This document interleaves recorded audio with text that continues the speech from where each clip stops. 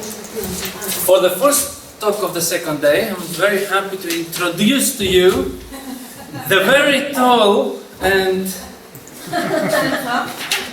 No, I cannot answer that. The very tall Nicolas that he's covering me with the topic of impact in post-pandemic times. Neuroscience to the rescue. The stage is yours, Nicolas. Thank you. Yeah, so I just jump right in. Let me just put a timer so I know.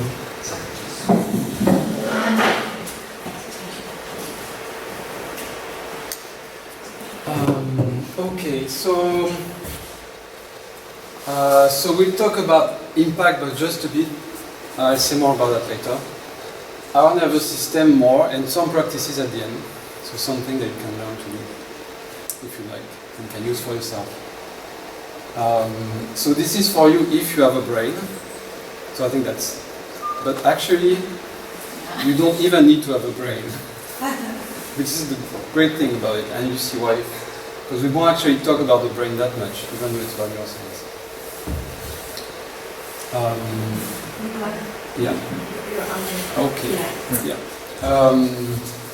So yeah, when I was actually, well, I used the word impact because it's just like a buzzword, but it's more about like kind of like personal effectiveness. Like I really would like us to like try to think about, if you like, when are we like the most effective, the most productive, the most in tune. That's you know the kind of like landscape like I wanted to suggest we explore. So I would suggest you take like just 1 minute to think for yourself and try to answer that question. So what personal impact would you like to have? So not organizational, not professional, maybe professional, but not big scale impact, just personal kind of immediate impact. Anything you want. You don't have to say it aloud, you can if you want, but you know.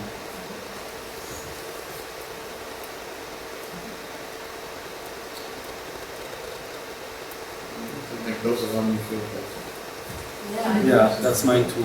Yeah. Yeah, I feel like after meeting you, the people are more hopeful and inspired. Yeah. What would be the second one?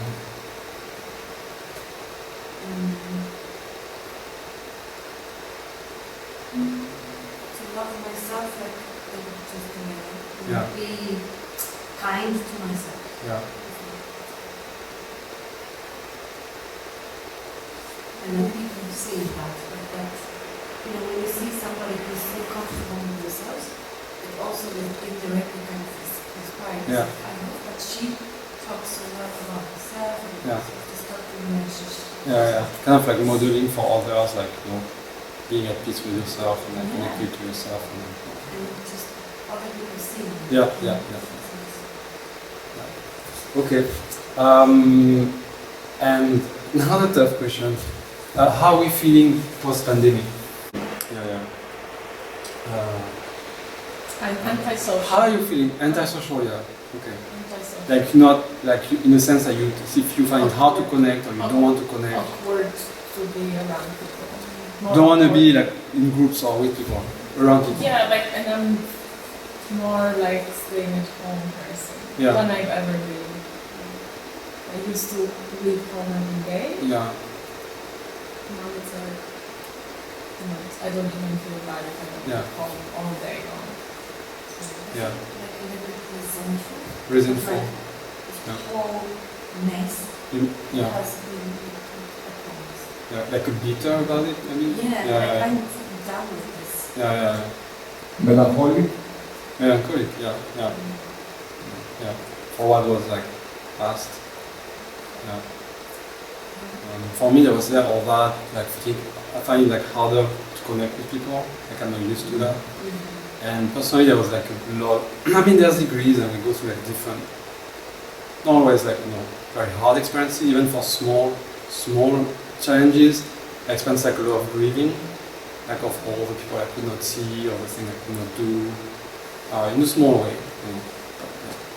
Can I say something completely Yeah, of different. course. Because, for example, I had both really bad feelings, but also good ones. So, for example, I felt really stuck and really angry for a long time. But then those really negative feelings brought me into realization that I can actually do something about it, and maybe I wouldn't have the time to even think about it, being in a normal pace of life. And being stuck at home, not being able to go anywhere, see anybody, gave me the time, although it was really hard, to realize that. And I probably needed that realization even before. It's just like I never stopped to actually think about it and kind of like reconsider what I want.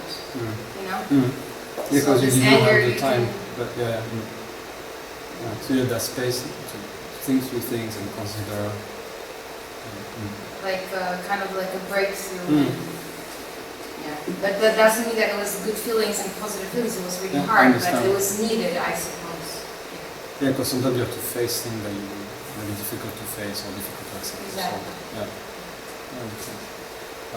So then, as you can see, there's a lot of things that are common, but there's some differences as well. There's a melancholy, the anger, resentment, those experiences with learning social distance, not being able to connect as we want, some positive aspects as well.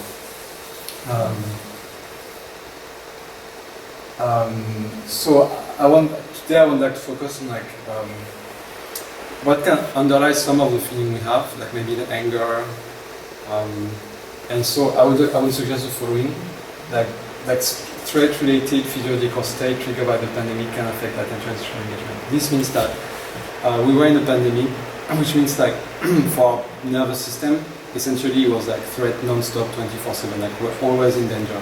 Even though we know we were not always in danger, the moment of safety, for our system there was a kind of like a continuous like danger zone non-stop for like 2 years pretty much. And so we're not aware of that, but that really impacts like the way we have ability to connect with other, the kind of emotion we have. So I wanted to talk about a bit about that. And so the two aspects was really attention and social engagement. Social engagement, because they really have more like impact and like influence on our impact. So in the sense like our nervous system impacts our impact, if it makes sense. So I want to talk more. Sorry, I'm going to switch to lecture mode now. I'm going to talk more about the nervous system and our responses. So that bear with me, you can ask questions there. Okay. So what I talk about is our nervous system, meaning not the brain. So like the brain will be here. Okay. Sorry, Raoul. So we forget about that. We just focus on like the lower part of the brain, like really like the brain stem, like the kind of stuff we share with like other mammals, fishes, and all the nervous system. So there's this theory that Stephen Porges came up with. Actually, it's older than that, but that's a good reference. That's called Pulley Bagel theory. He essentially looked at how our nervous system responds when there are threats. So we know. Do you know some of the way in which our nervous system respond when there's a threat? If you had like a biology class in high school and you learn about like what animals do when they feel threatened. Yeah, they run away. Run. Freeze. Or fight. Fight. Yeah. So fight, So flight, or freeze. Fight, flight, or freeze. Yeah, I got at flight as well. So, so essentially he broke down, and you know the two kind of branches of the autonomous nervous system. There is this branch that are related to stress. Are you familiar with those? Or that's like a level up in like nervous system expertise. So I just saw so there's like the sympathetic nervous system and parasympathetic. So you know. So I explain more. Yeah. So the sympathetic nervous system. It starts from a brain stem, and it's nerves that go down the spine and that spread out from the spine, like a Christmas tree kind of thing. And so that when that's triggered, when there's a threat, you get either a fight or a flight response. So essentially, that's an active response to a threat. So to escape very quickly. Or to fight. I'll say more about that. here you see please and appease. So that's a uniquely human thing, which means as human we cannot, when you're under stress, we cannot, under threat, cannot fight or flight.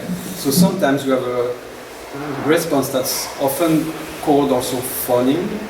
So meaning like trying to please the person, appease the person in front of an aggressor, someone who's like yelling at you, for instance, trying to like calm them down. Maybe like, yeah, you're right.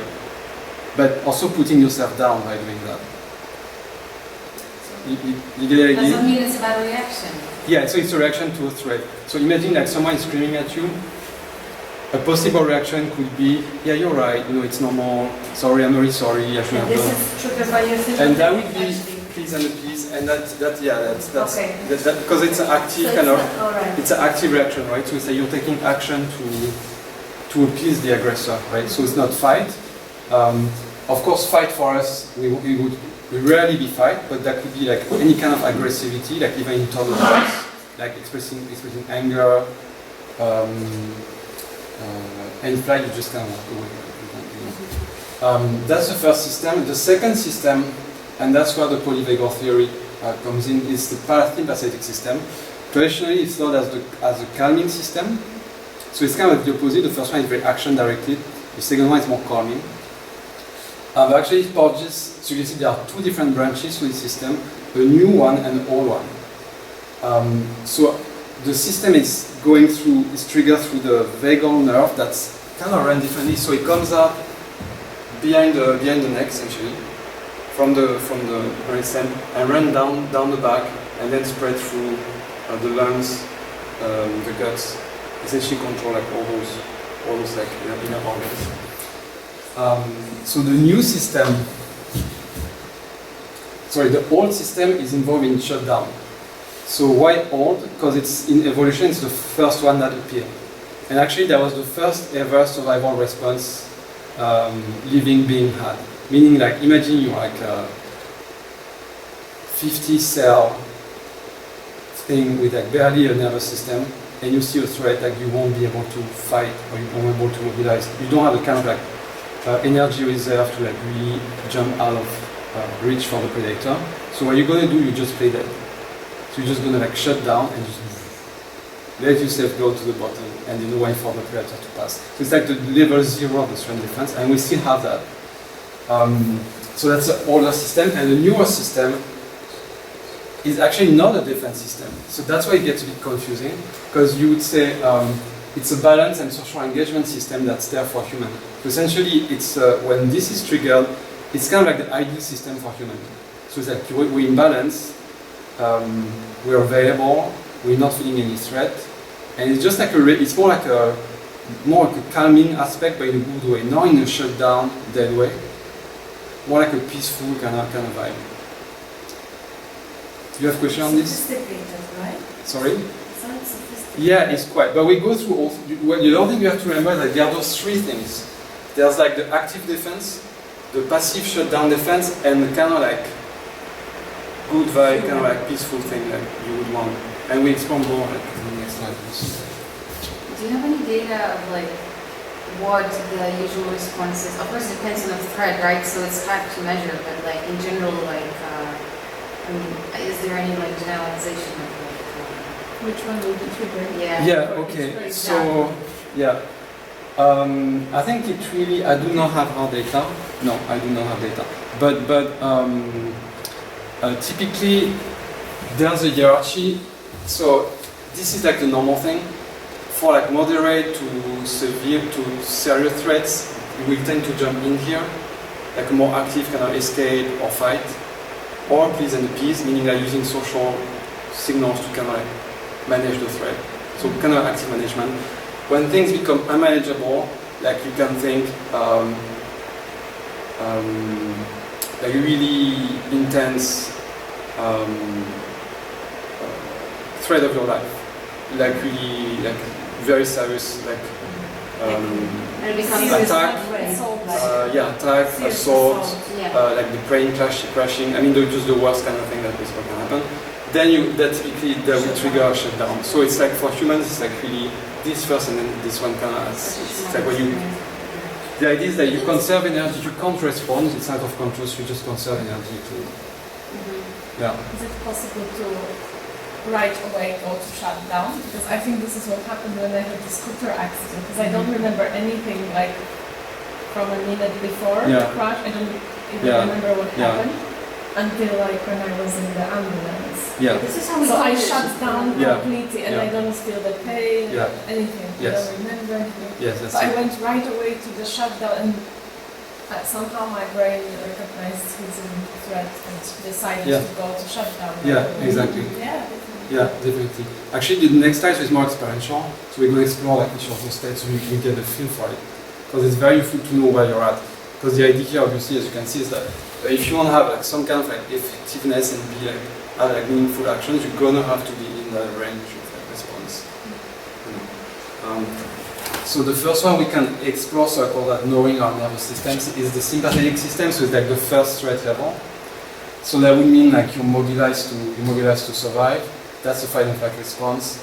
That's a drive also to get needs met. Like what do I need right now? You know, like I need food, I need water, what do I need to? And some of us experiencing the pandemic as well. You know, trying stocking up on stuff like it's kind of like taking action. Alarm, hypervigilant, meaning like everything is a threat. Like you monitor constantly your environment for threat. People who if you are like in the new parasympathetic kind of like the peaceful thing, you would find rather friendly. You would consider them like enemies. You would read facial expressions that are ambiguous as being like negative and aggressive. So it's really that you're all out to detect threat. And you can listen for truth and danger, so I just explained. So yeah, go ahead. So this kind of response would be, I suppose, healthy if it's short term, but I imagine that long term, this is really taxing on your body. It is. Yes. Okay, sorry. Actually, they're both equally dangerous, but this is actually the least dangerous. But it's taxing on the long term, as compared to the shutdown, which is kind of, because so I would suggest, we have time, so let's just take 30 seconds and try to think of like experiences you've had, either recently or some time back, where you felt in that state. Like maybe rushing to like catch a bus, angry or even traveling, or just simple things. Doesn't have to be really hardcore, experiences, but things that. And see if you can come up with something. If you want to share, you can.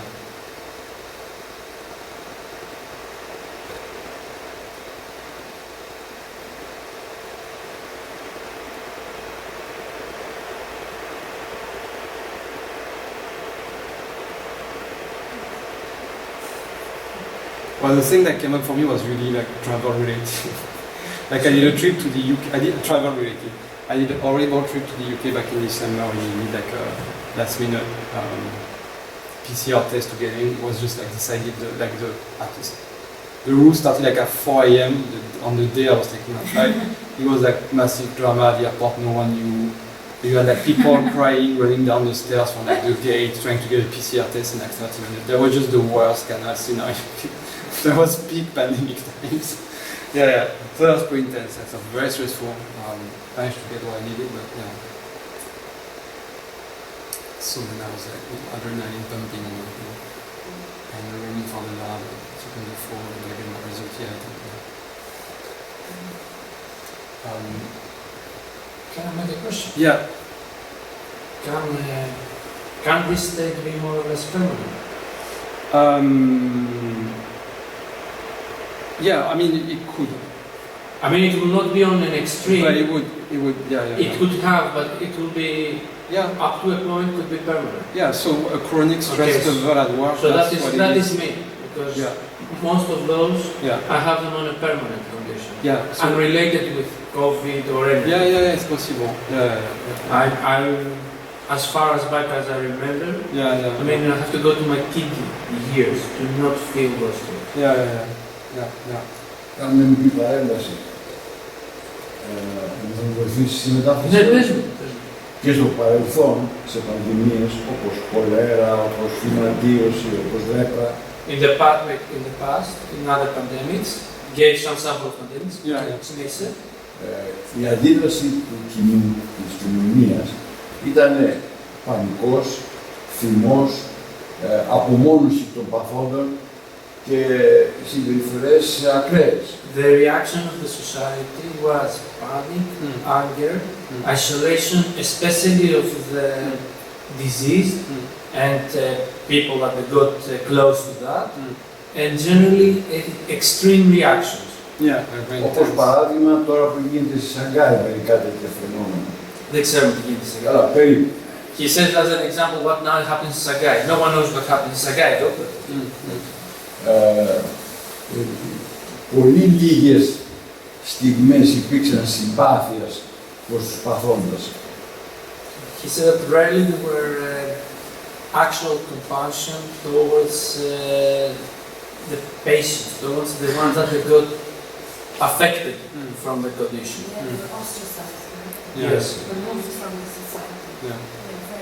Τώρα βέβαια ήταν κάπως καλύτερα. Όχι πάρα πολύ better. He says that maybe now it was better compared with the past. Κάπου. Από την ιατρική κοινότητα τουλάχιστον. Λοιπόν, αυτό είναι. Ευχαριστώ. Όχι ερώτηση, δεν θες να κάνεις ερώτηση, σχόλιο θες να κάνεις. Σχόλια, παρέμβαση. Just a comedy part. Παρέμβαση. Yeah, I understand. I thought it was a question.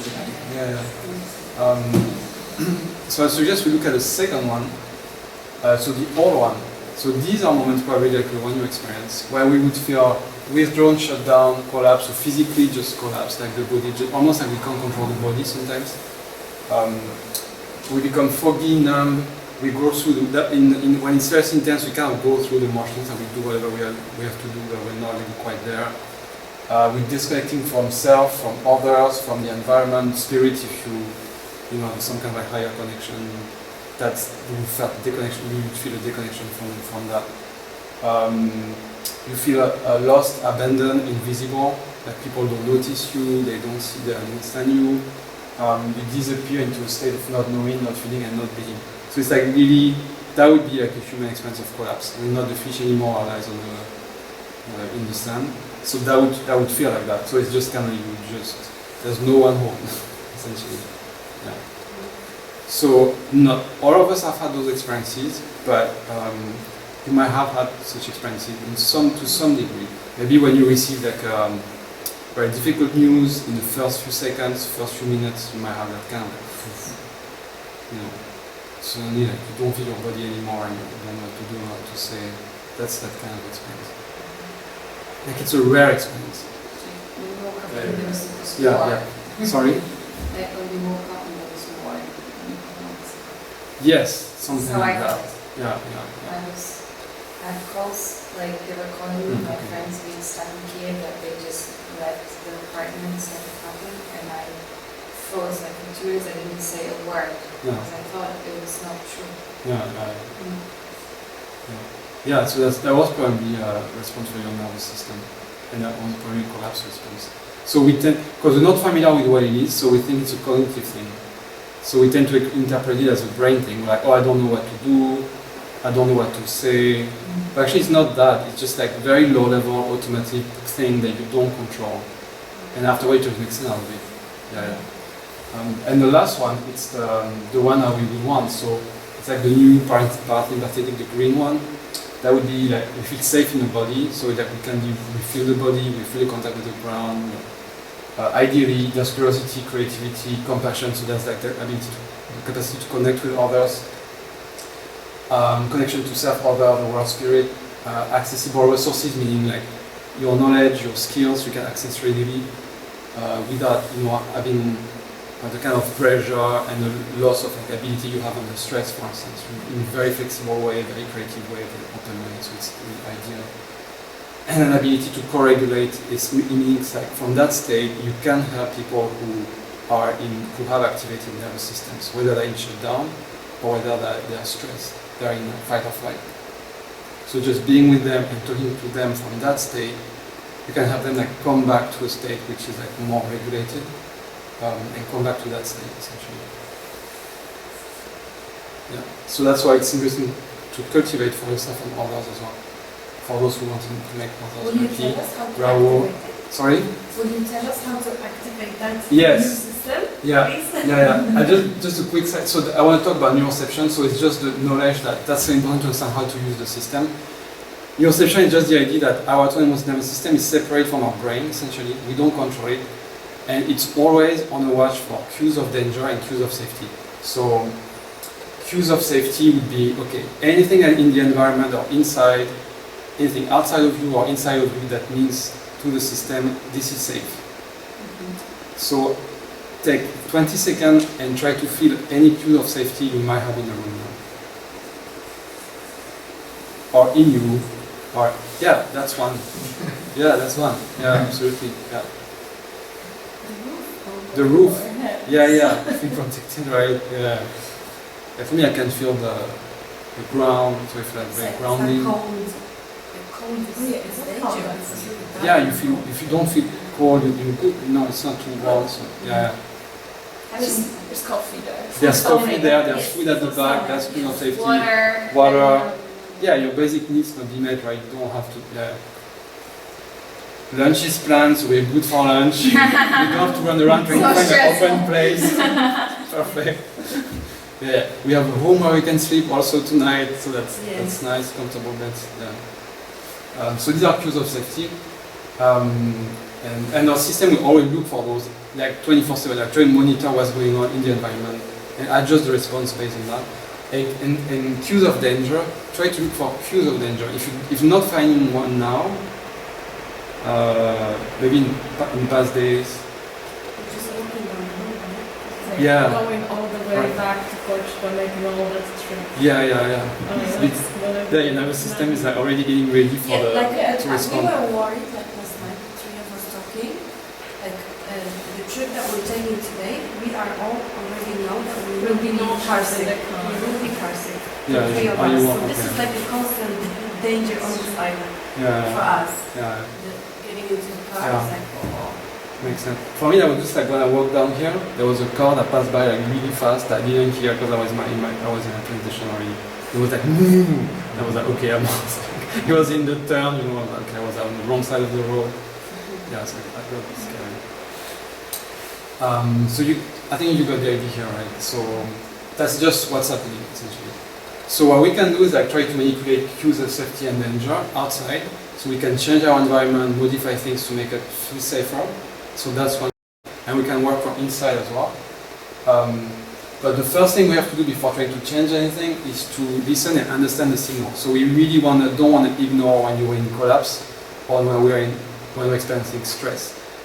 The goal is not to at any cost go back to a normal state. We first want to know why are we feeling like in alarm state.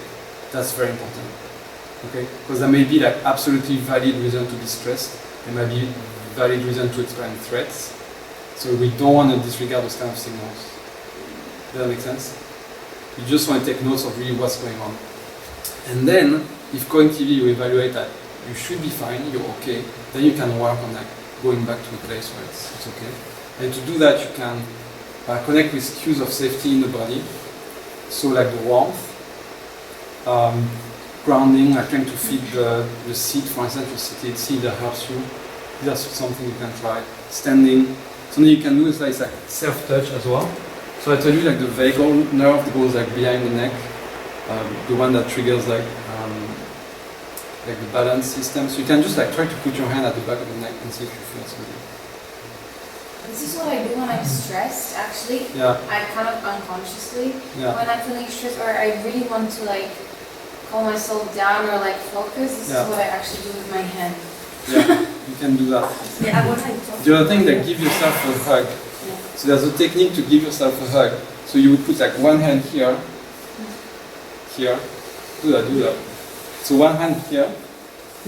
Right or left? Yeah, it doesn't matter. And you hug that way. And you have like you have a tighter kind of thing. Yeah. That's one way.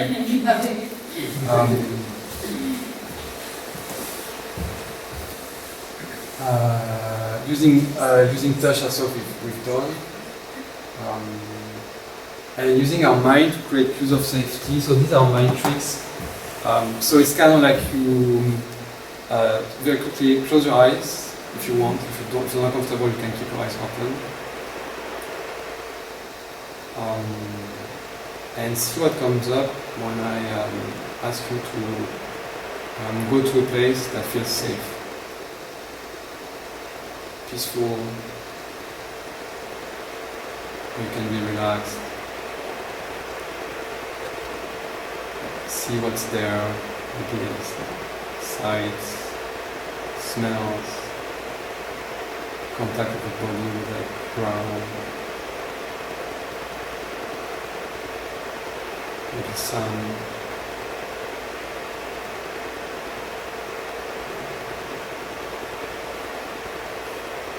And then you can come back again. Maybe you got a place, maybe not. That's okay. But it's just one way to do that. It's actually techniques that are taught to people who are in very high stressful situations, and it works quite well if you practice it. Yeah. And the last one before I finish is just co-regulate. So it's briefly, it's like talk to someone. You know, if you have a partner, you just like hug the person, share meal with the person, listen to the person, just be there with the person, ask them how they're feeling, and try to read where they're at. So you might know, it takes some practice, but you might know already, because you've had some experience of like what it's like to be shut down, how it's down to be like, activated and stressed. So you can maybe read where they're at and see what you can do to help them go back to a state that's more comfortable for them. After you've heard, again, you know, after you've got the information from them, like what do they find threatening, if they're willing to share, like what's the issue, that makes sense. And we're done. Do you have questions? Observations?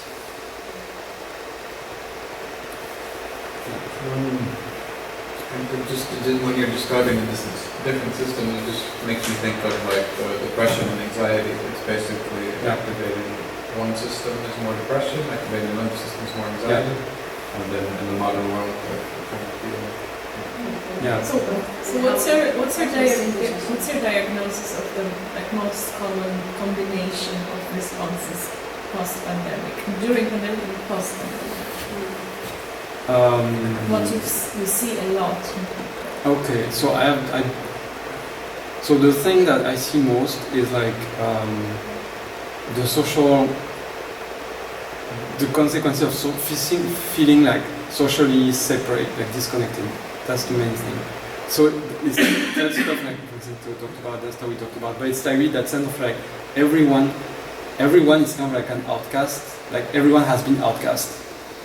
Like there's a community, but no one's actually part of the community. It's really an odd thing, and it's really weird for humans. You know, there's always a strong community, and sometimes community being communities, groups being groups. You know, we push people out because it helps like solve some problem, right? And then the person will just die of exposure, hunger, and thirst, right? So, but here's like we all been like outcasts. So it's like that sense of like that weird mental kind of cognitive like dissonance. Yeah, go ahead. Yeah. No, just like in reference to that, like I wonder, did it affect more because you know there are people who like in general are like on a daily basis introvert, and they were before the pandemic. And did it affect them less than those people who actually used to be really extrovert, very social, and that it hit them more because the extreme of the life they used to live, also in terms of like how they interacted with people, was taken away from them. Whereas there are people who are like very like to be home, to be alone. Because I don't know what is the data and other observations, but like the people that I know around me, like those for example who are like homebodies and stuff. For them, some of them told me like I loved it. I loved being home, not being disturbed, not being asked to go somewhere and having to say sorry, I want to stay home, for example. Whereas those people who used to like have this very like social life, also a lot of interactions, they were very, very much like completely depressed with like the life they had to live. I am not sure whether it's related to introversion of extroversion. To some degree it is, but what I want to say about these things is that these are two groups of people who actually co-regulate, self-regulate in a way I'm describing that differently. So when people will self-regulate by finding cues of safety at home. So for them, the stronger cues of safety is like a safe home, like the space they control, and they lock the door and they're already invulnerable and they're safe. for some people, home is not really so strong a cue of safety. It's more like being outside, connecting with others, in interaction, discussing, sharing drinks, being in a close proximity with people. So the people who, so then it follows, as you can see, right? So people who during lockdown they had to cues of safety when they were at home, and the other they just didn't, and you work for them. Did we forget about it? For example, I do feel that I forgot that me, for example, connecting with people is like super helpful for my mental health. But being home for such a long time, I lost this ability, and I kind of forgot that my body needs it. And every time I have that experience again, I'm like, wow, I feel so good. It's just strange because I forgot, because it used to be like a normal thing that I wouldn't even think about, that I needed. No, I mean, it's so surprising, and something that we have to relearn. Right? Because it's a time when the kind of like thing you use for, or many of us use to regulate finding our cues of safety and connecting with other became actually what was the threat. Right? So it's really an issue. It's almost like, so it's the kind of like cognitive bind what children who have abusive parents will find themselves in. Like, it's the worst thing. You have a caretaking person who's supposed to love you and might love you, but like at the same time also might beat you up. So it's just the most complicated thing to navigate. So it's not surprising that it takes time to like relearn and like feel safe and because we are still in a state of like shaking this off, if not still like maybe in it. We are. Right? So when do you think we will realize, as a society at large, we will start to realize this real scale of damage and start naming things, what happened, and probably new terms will pop up? When do you think this will happen, that we will be able to assess the psychological damage of it? On a larger scale? I don't know. I think it's really an individual like work, I would say. People need to individually. First, you have to find yourself in a place where you feel like safe enough, and you kind of start to look at what you experience, like what was really. Because when you're just out of it, you don't want to look at. You're just looking for safety, right? You don't want to dive back at how you felt at that time, right? You kind of like just leave it behind. But for example, during the war, people didn't realize really what happened. They didn't know what happened. Only after years they start to point that was bad, and read the trauma, separate what was really messed up from what was like acceptable, and explaining things to themselves. But it took years. It was too late, right? Because that means that for years they've been living like with this void and these issues that they didn't know how to even deal with. Because it was new. They were like, oh, that exactly. Some people said that it was like the world will never be the same after that because of the scale of what happened during the war. But people started to work out those things. It only took years. It takes time. Because it's kind of like almost like work. I mean, it's kind of really overused, but it's like working like through a mini trauma, like small trauma, right? The problem is like most people won't work through it. I'm afraid that a lot of people will just try to go back, and they're already trying to go back to the life they used to have without actually kind of trying to figure out what happened to me during that time, which will really affect how we live now. And there will be a lot of mental issues that they're not going to be, they're going to just be like pushed to the back of our heads, but not really addressed. It's really an experience of trauma in a sense. I mean, there's a part of you that just stays stuck in the past. That it's too painful to go through. But the problem is like when you don't look at what pain, that part of you that was their experience, you also can't connect with the kind of strength and resilience that part of you had going through the experience. And so these are useful things to have with you going forward. Like, okay, you've been through that and you learn how to deal with like really dangerous kind of situations. And so you won't be able to mobilize and use that unless you look back and kind of integrate that. But it's hard to do. It takes time. Because you protect yourself from those memories. You protect yourself, and also just there's like automatic responses where when the brain can't deal with the situation, you kind of like it shuts down, and then you can't integrate the memory of it, and it feels like a separate. You can't integrate the memory in your like life story. It kind of like sits there in like in limbo. Because there's too painful stuff associated with that. Taking it on board and accepting it as part of your lifestyle. It's hard to do, so it's normal. It's not active pushing, but it's like almost like a defense mechanism, and it takes its own time. Yeah, and in a sense, it's like there's a grieving element as well. Meaning like grief you don't control. It's just like the waves, it just comes and goes. There's no control. It just.